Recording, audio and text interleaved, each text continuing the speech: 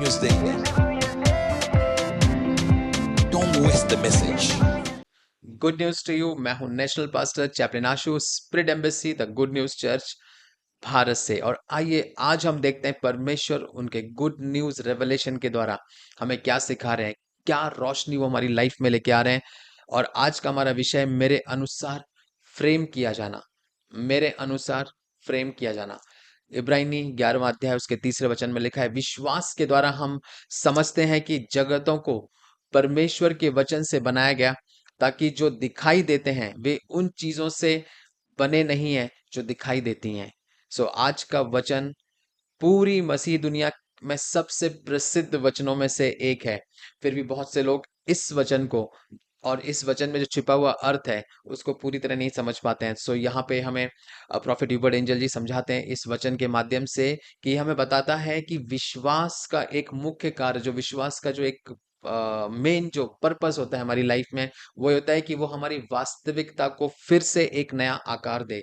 यानी कि विश्वास के द्वारा हम हमारी लाइफ के रियलिटी में हम वास्तविकता को नया आकार दे सकते हैं, हमारी लाइफ को हम फ्रेम कर सकते हैं। क्योंकि यहाँ पे जो फ्रेम शब्द है उसका ग्रीक भाषा का जो शब्द रहता है वो होता है करतीजो, जिसका मतलब है पूरा करना, कंप्लीट करना, सुधारना, पुनर्स्थापित करना, या किसी चीज को उसकी सही स्थिति में पूर्ण करना, यानी कि उसको फिर से कंप्लीटली उसको उस स्थिति में लाना जिस स्थिति में वो चीज बनाई गई थी।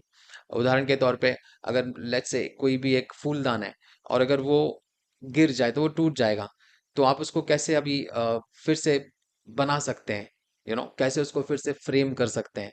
मे बी आप उसको दोबारा मिट्टी में गलाएंगे, अगर वो मिट्टी का है तो मिट्टी फिर से वो कुम्हार के पास जाएगा, कुम्हार उसको बनाएगा और फिर से फ्रेम करेगा और फिर से वो एक नया फूलदान बन के तैयार हो जाएगा। फिर उसे कलर किया जाएगा, फिर उसे सुखाया जाएगा। Praise the Lord. सो मसीह के रूप में विश्वास के द्वारा आपके पास परमेश्वर के वचन की शक्ति से अपने जीवन को नया रूप देने की क्षमता है। माय गॉड, आज परमेश्वर का वचन बता रहा है कि आप परमेश्वर के वचन के द्वारा फिर से उसमें अपने विश्वास को मिक्स करके आप फिर से अपनी लाइफ को रिफ्रेम कर सकते हैं, फिर से अपनी लाइफ को बना सकते हैं। आपके अंदर वो कैपेसिटी है क्योंकि आपके अंदर स्वयं परमेश्वर रहता है। Praise the Lord. सो यहाँ पे हम समझते हैं कि परमेश्वर की हर संतान के लिए, यानी कि परमेश्वर के हर बच्चों के लिए एक ऐसी परमेश्वर ने लाइफ को रखा है, एक ऐसी स्थिति को रखा है कि जिसमें हमें जीना चाहिए, या जिसमें आपको और मुझे जीना चाहिए।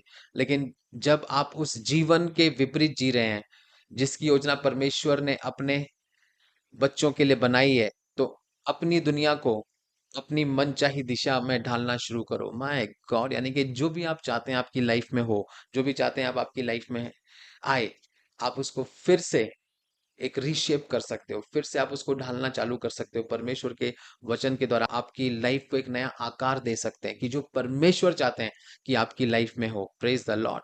और अपनी वर्तमान परिस्थितियों को महत्व देना बंद करें। यानी कि सबसे पहली चीज जो अभी हमें करनी होगी कि जो भी आपकी लाइफ में प्रेजेंट सिचुएशन है उसकी ओर महत्व मत दीजिए। यानी कि एवरीथिंग जो भी आपकी लाइफ में अभी हो रहा है, जिस भी परिस्थिति से आप गुजर रहे हो, उसकी ओर फोकस मत कीजिए, उसको इंपॉर्टेंस मत दीजिए, उसकी ओर महत्व मत दीजिए, उसकी ओर ध्यान मत दीजिए। उसको सबसे पहले आपको इग्नोर करना है, अपने फोकस को उस पे बंद कर देना है। और फिर तुम्हें आज सब कुछ बदलने का अटूट अधिकार दिया गया है। यानी कि परमेश्वर यहाँ पे बता रहा है कि आपको सब कुछ बदल सकते हो आपकी लाइफ में। आपके फाइनेंसेस बदल सकते हैं, आपकी हेल्थ बदल सकती है, आपकी मैरिज लाइफ बदल सकती है, आपकी स्पिरिचुअल लाइफ बदल सकती है, आपकी मिनिस्ट्री की लाइफ बदल सकती है, आपकी खुद की पर्सनल लाइफ बदल सकती है। सब कुछ आप बदल सकते हैं क्योंकि आपके पास परमेश्वर ने वो अधिकार दिया है। Praise the Lord. क्योंकि आप आपके जीवन के आर्किटेक्ट हैं।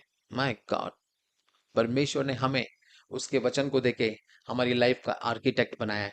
अपनी जिंदगी को अपनी इच्छा अनुसार नया आकार देना शुरू करें। Praise the Lord. आइए हम भविष्यवाणी की घोषणा को बोलेंगे।